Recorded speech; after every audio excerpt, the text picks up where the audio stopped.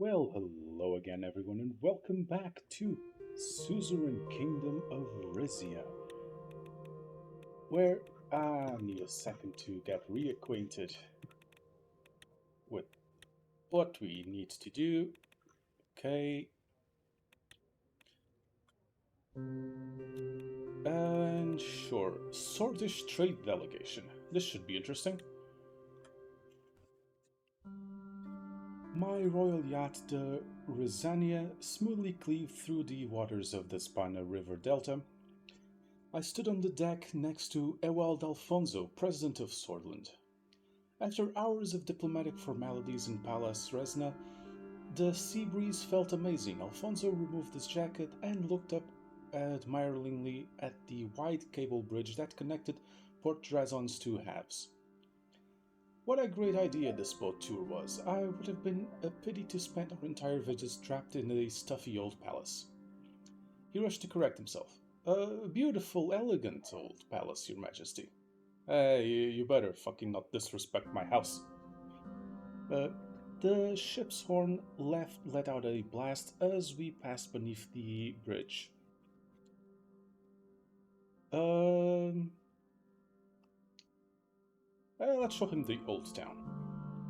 Led the Swordish president to the southern side of the deck for a better view of the old town. The late afternoon sun perfectly illuminated the spire of the Zilber Arch Sanctuary. Terrific the way you've preserved these historic buildings, but sometimes the past can be a trap.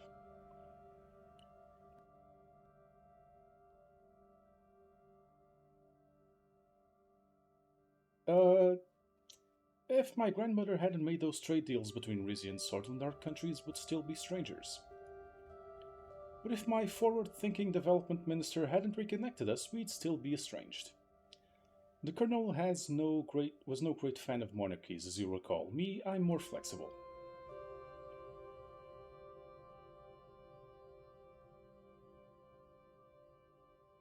Uh,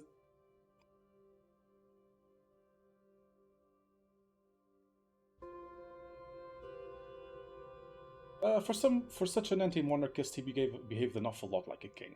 We can insult Sol in in this playthrough. It's fine. We're not in Scotland. By the end, maybe I wish we parted ways on better terms. I know one man who's happy for a clean break, though. Gus Manger emerged from the ship's cabin, clutching a bottle and grinning triumphantly. Ewells, they have it. I tried Cantuavo exactly once from a Rizian chef in Holsword who smuggled it over in his steamer trunk. Haven't stopped thinking about it ever since. He turned to me apologetically. Our mutual friend Russello mentioned your yacht had an excellent wine cellar, and well, I couldn't help myself. It's a bit presumptuous.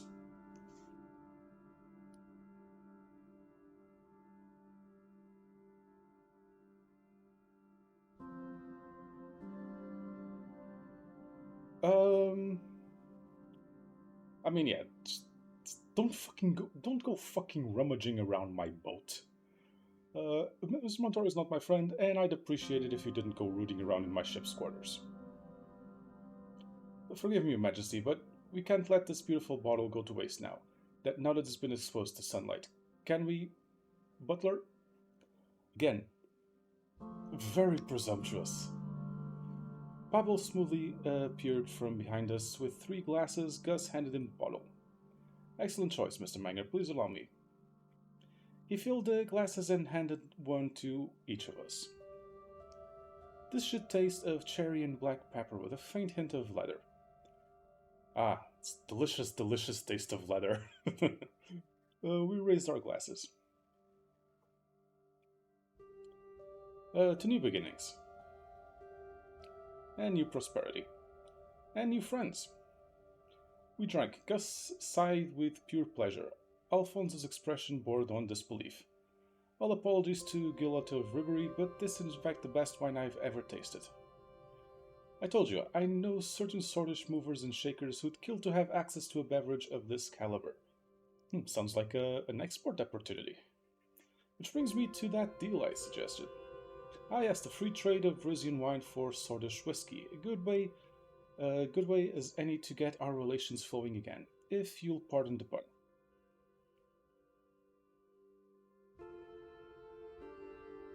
I'd have to taste it first.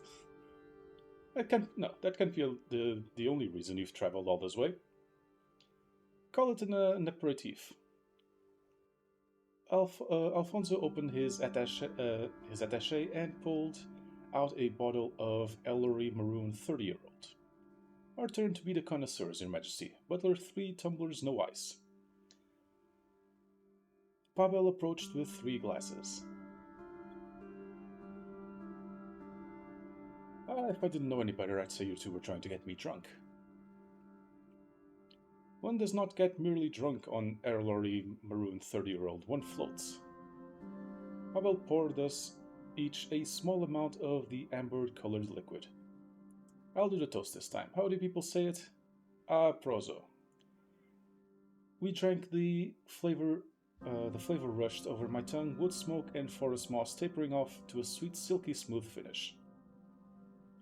Disgusting. Why do I drink that tastes like trees? I much prefer my wine that tastes like leather.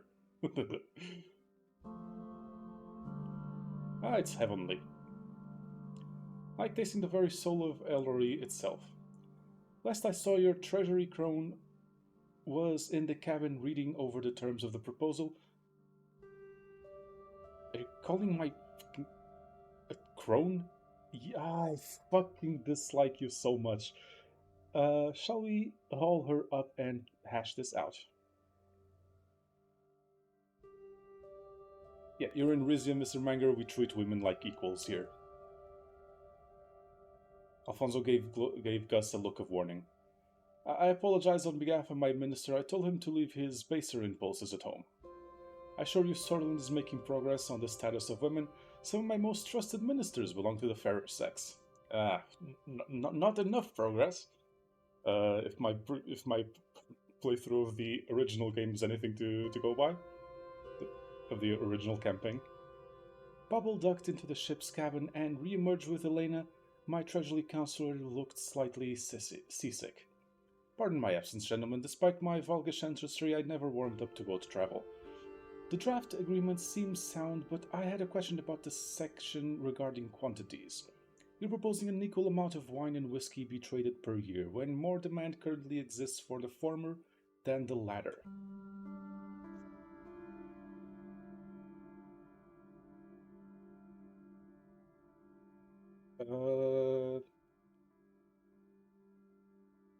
So let's be diplomatic. Is there another way we can rephrase this, Mr. President? Good catch, Mrs. Werner. We can change that section if you like. Quantities subject to market demand. Demand in Rizia will skyrocket once Ellery Maroon hits the market, trust me.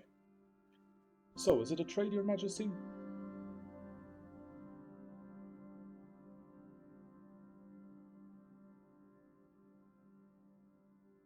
Yeah, sure.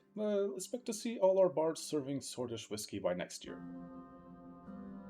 Elena flipped open her ledger and made a quick note. Excellent, Your Majesty. Another reason for me to return to this gem of the country. The yacht lingered at the mouth of the Spana Delta and the sun lowered in the sky, turning the water from turquoise to gold. As much as Swordland's most valued citizens would appreciate your wine, we believe there's something else they'd find even more stunning. Let me guess, oil reserves. He gestured at his surroundings, then down at the short-sleeved shirt he was wearing. Have you thought about Rizia's untapped tourism potential, Your Majesty? Yeah, tourism's a profitable industry as long as you don't overdo it and make it unaffordable for the people who actually live there to live. Yes, many times our beaches put lesbians to shame, after all. They're true diamonds in the rough. I know that for a long time international tourists stayed away from the Valenquorous coast because of the delicate situation with Pallas. He pronounced the last word as pales. It's Palais. Okay, sorry. I was pronouncing it incorrectly as well. It's Palais, Mr. Manger. Rhymes with ballet. Oh, sorry.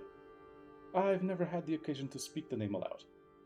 My point is that it might finally be the time of...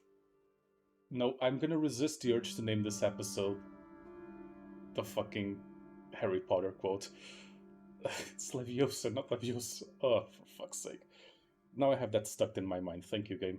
My point is that it might finally be time to bring your underdeveloped chores to life. I took the liberty of hiring a designer to draw this up. He reached inside his jacket pocket and pulled out a sheet of paper with a sketch on it. I recognized the beach it depicted. It was a picturesque stretch of sand and monquees, not far from the palace where I'd grown up. Right on the coastline, the designer had placed a sprawling complex with a swimming pool and tennis courts. On it was a sign, Coronti Resort Valengres.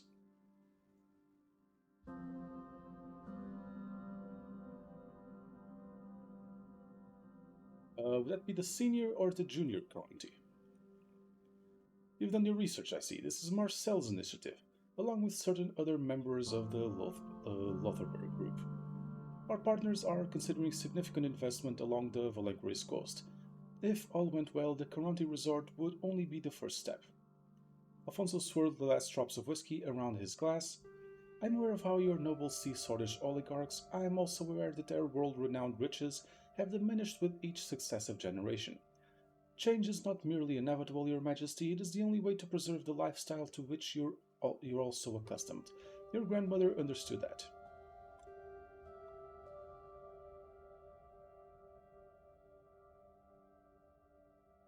Uh, sure, investment is good. Fuck the nobles. This is gonna bite me in the ass.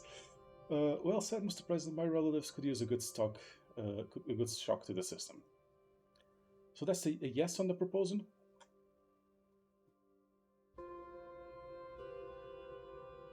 Not so fast. Let me confer with Elena. As you wish, Your Majesty. Soldiers visitors waited outside as Elena and I walked into the cabin to talk. So, what do you think? Let me speak freely. I don't think it's a bad idea. Why not? You must remember that I'm from Valengris.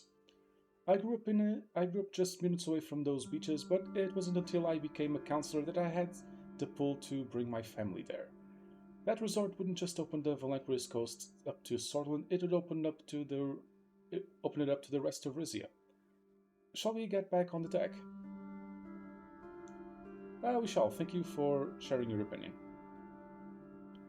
We stepped back out into the. I was more concerned with the economic aspects, but the social aspect is also good.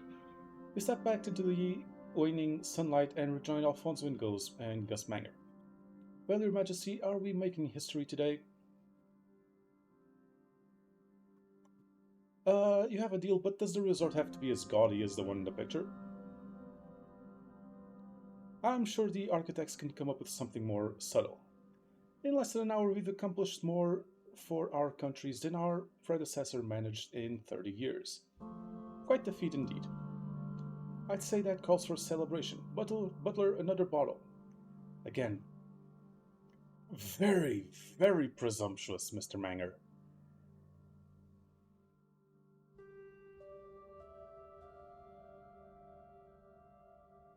His name is Pablo Adria, so show some fucking respect. I stand corrected, Mr. Adri, if you would be so kind. Pablo reappeared, another bottle in his hands. He shot me a grateful look as he filled our glasses. The yacht began to turn back towards Port Trazon as the sun disappeared over the horizon. Come on, don't come here treating my staff like they're your fucking staff and you treat your staff like shit. Fucking Manger. Seriously. Okay, what's new in the royal decrees? Okay, Golcondes blasphemy law. Permanent work permit. Okay. Now, what's next?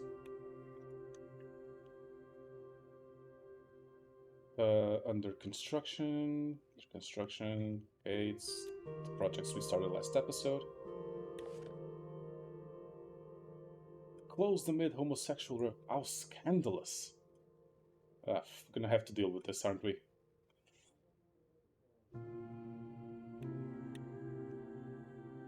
What? Wait, illegal activity? Fucking hell, this is gonna be a bigger headache than.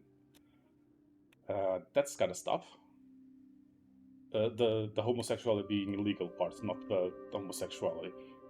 Uh, Military exercise close to Terrador border. That is not good.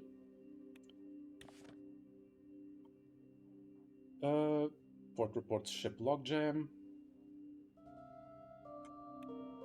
Okay, probably need to improve to upgrade the infrastructure then. Conversation with Vina. It was low tide. The waves of the Antician Sea lapped at the sands below the cliffs of Monquise. A trail was carved into the cliffside just wide enough for a single horse. Vina picked up speed as she guided her mare, Lizzie, around a sharp curve. Vina, slow down. She glanced back at me just long enough to roll her eyes. Meet you at the beach. I watched her fly down the trail. She thrown herself into horseback riding after Lena died. We kept a few horses in Port Trazon as well, but Lizzie was her favorite. I followed her at a leisurely pace, taking time to gaze back up at the hill at Palamon-Quis, with Hubertus Torres governing the province from his own estate. I was free to visit my old home and its private beach anytime I liked. At the bottom of the trail was a sheltered cove where Pavel had laid out a picnic lunch. I dismounted and sat down next to Vina. You really didn't have to come back to Monquise with me, Father.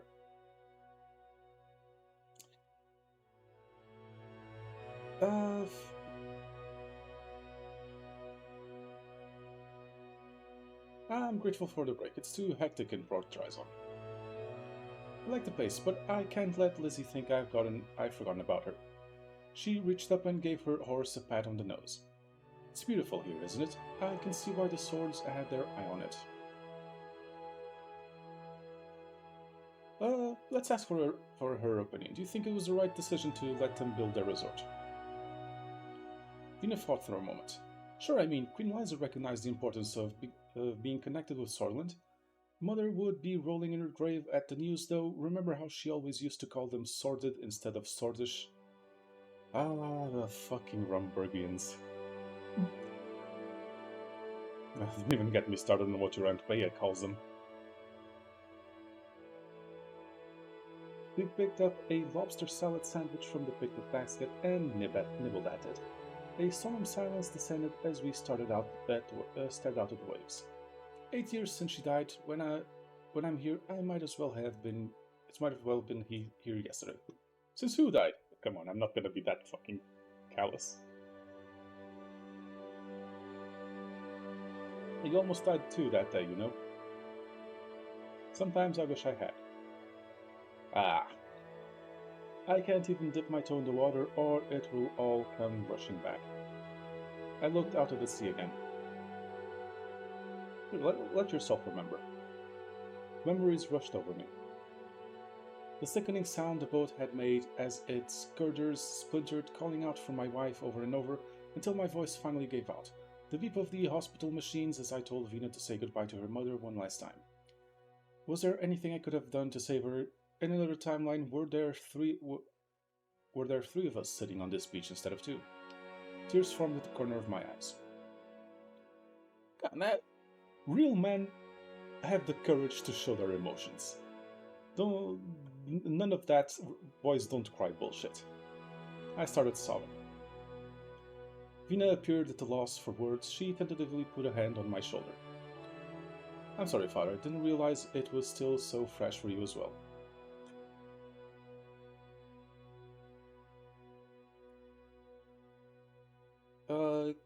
Yeah. Grief isn't a straight line, my daughter. It ebbs and flows like the tide. It's always high tide for me. I'm not sure I even want to come up for air. She wiped her eyes.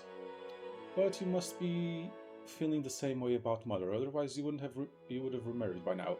8 years and not so much as a date. I have dates, just nobody worth telling you about.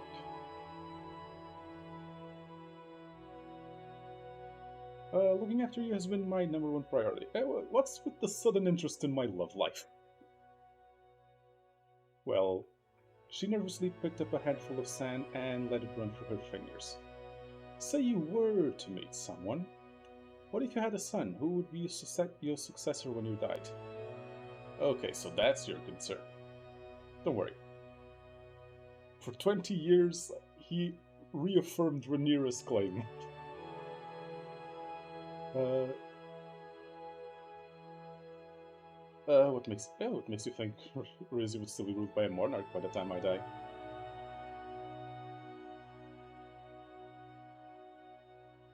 Yeah, what makes you think Rizia will still be ruled by a monarch by the time I die? Vina's eyes grew wide. You mean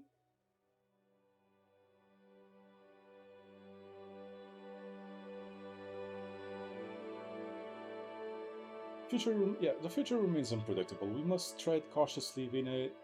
This isn't a mere child's play from your younger days.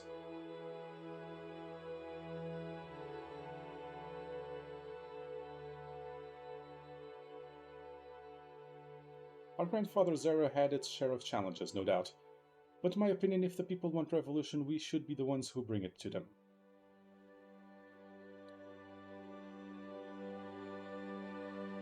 Is it really revolution if we're still on the throne? Why not? A good monarch adapts to the times. Good answer. Still, I'm opposed to the whole concept of monarchy, but good answer. The tide was beginning to lap at the edge of our blanket. We stood up and pulled it away from the water. Oh, and one more thing.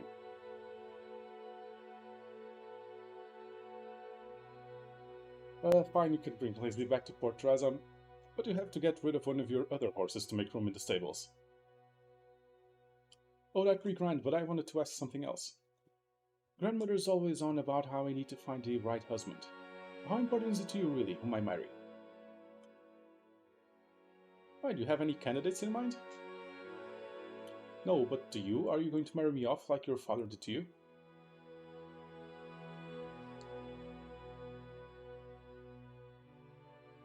Oh, I mean, even if we disagree with arranged marriages, we did actually care for our wife, and it gave us our daughter. So yeah, my arranged marriage was the best thing that ever happened to me.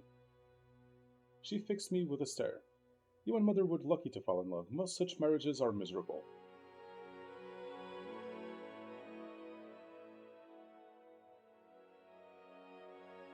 Yeah, relax. I might suggest a potential husband or two, but I'll never drag you to the altar. She looked relieved. I'm interested in hearing these suggestions. She hoped astride Lizzie. Sorry to run, but one of the countesses from my school days has invited me for tea. She's just a few estates down the beach from here.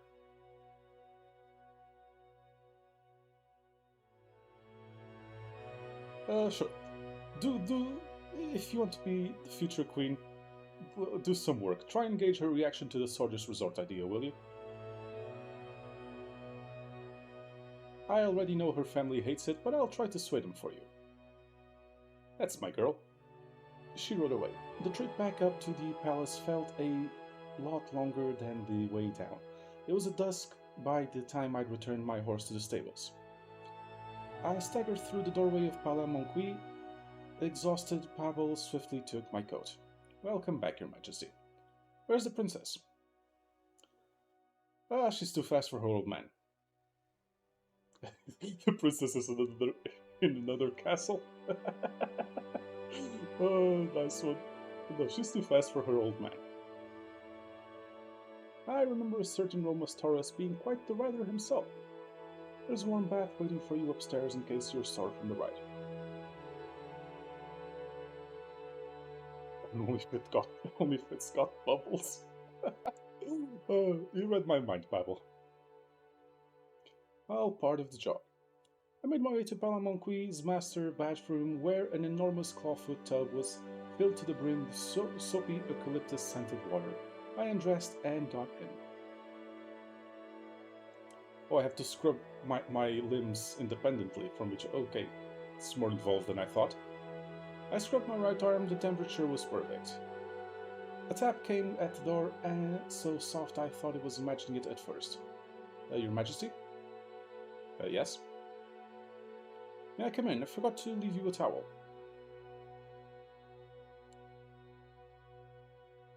Sure. Alright, come in. The door slowly opened and Pavel entered, a fluffy towel in his arms. He hung it on a hook on the wall. I noticed an identical towel on the hook next to it. Huh. Interesting. So another reason you wanted to come in. He took a step closer to the tub, conscientiously keeping his eyes on the wall. Actually, there was something I wanted to bring up without any guards around. Sounds serious? It might be, or it might not be, I'm not sure. There was a small stool next to the tub. He moved over to it and sat with his back to me. What did you want to tell me?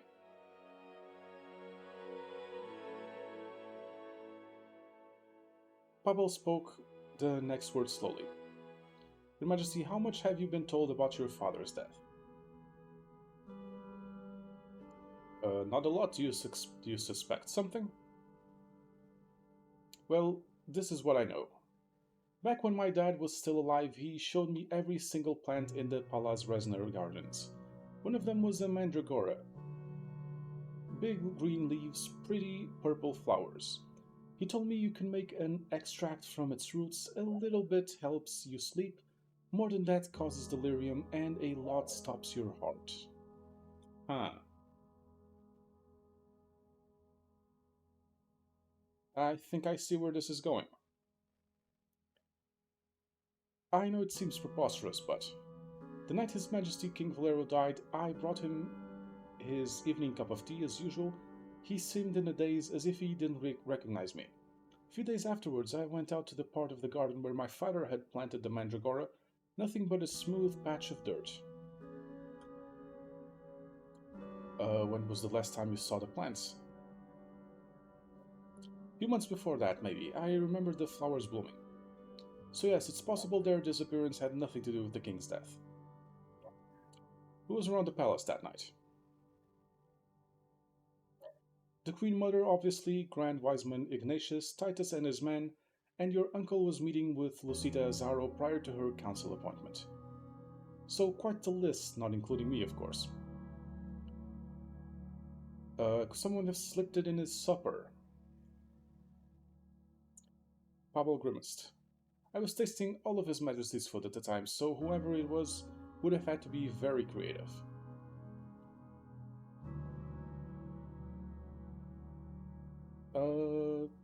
If he was poisoned, the coroner who would have caught it. Mandragora is a naturally occurring substance. It may not have raised a flag. Huh. Alright, let's say Father was indeed poisoned. What would be the motivation? We both know His Majesty had a long list of enemies, but the goal could simply have been to put you on the throne. Or I'm next. No matter what, I would urge caution. There were so few people he trusted by the end. If my suspicions are correct, it means one of them took advantage of that trust. And all of those people are still in your inner circle today.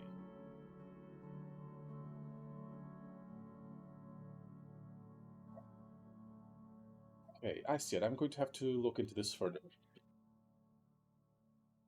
Pavel nodded.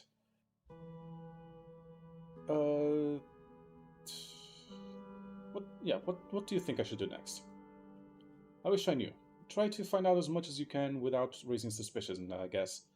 I'll keep an ear out myself. Palace gossip gets around. Trust me, old friend, I'll always have your back. Can you mind a scrub?